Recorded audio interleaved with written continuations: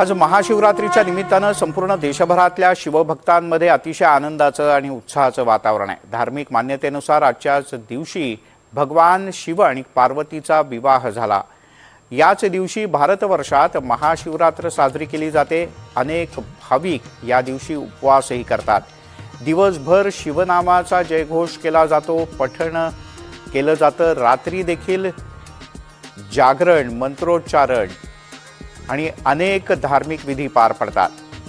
शिवरात्र जागवली जाते। या महाशिवरात्रीच्या निमित्तानं महाराष्ट्रातल्या ज्योतिर्लिंगांच्या सर्व प्रमुख ठिकाणी भक्तांमध्ये भल्या पहाटेपासून मोठा उत्साह पाहायला मिळतोय।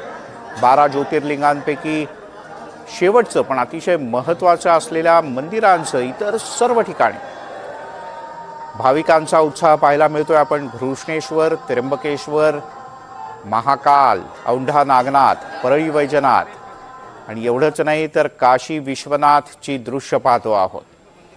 दुसरीकडे शिवनामाचा जयघोष करत देशभरातील भाविक त्र्यंबकेश्वरमध्ये दाखल झालेत। दिवसभर आणि रात्रभर त्र्यंबकेश्वर मंदिर भाविकांसाठी खुलं आहे। बीडच्या परळी इथल्या 12 ज्योतिर्लिंगांपैकी महत्त्वाचं असलेल्या प्रभू वैद्यनाथाच्या मंदिरात महाशिवरात्रीच्या निमित्तानं लाखो भाविकांनी गर्दी केली आहे।